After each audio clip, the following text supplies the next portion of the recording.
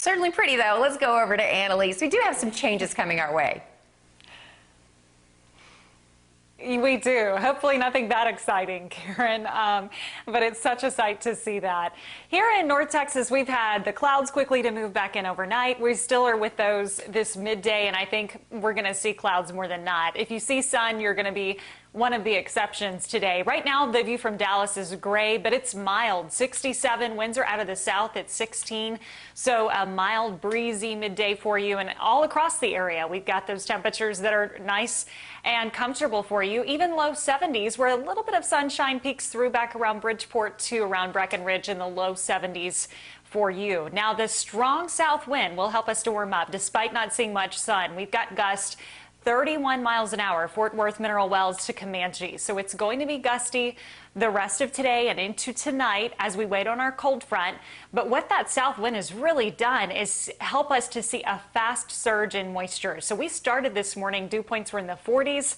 We now have dew points that are getting into the 60s. That tells you how quickly we've seen that humid air mass to come back into play. And ahead of the cold front, that kind of sets the stage for at least a few storms, mostly late this evening into just over the midnight period, where we would have that chance for some strong storms. But overall, our severe threat does look to be low. Now, the cold front is back around Oklahoma. You can see kind of that clearing back around the panhandle of Texas. That's behind our cold front.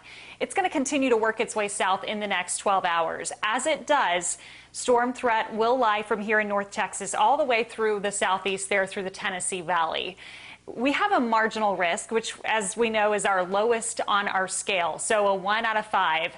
It barely clips the Metroplex, kind of hugs up along the I-35 corridor, so I do think we might see a couple of storms that are close to being severe for marginal hail threat and maybe up to 60-mile-an-hour winds. Again, this is not a widespread storm impact, but as we get into the evening, 8, 9 o'clock, we'll watch initially there along the Red River for that development to continue to sag south and southeast. And you can see it impacts our eastern counties primarily.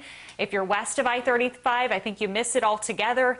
That rain will then taper off early tomorrow, probably before daybreak for most of us, but we'll be left with some very gusty winds behind that front. That will help to usher in some cooler air. We're talking winds overnight tonight, 35, maybe up to 40 miles per hour at times. And then quite the difference tomorrow, Karen. Some afternoon sun with highs in the low 60s.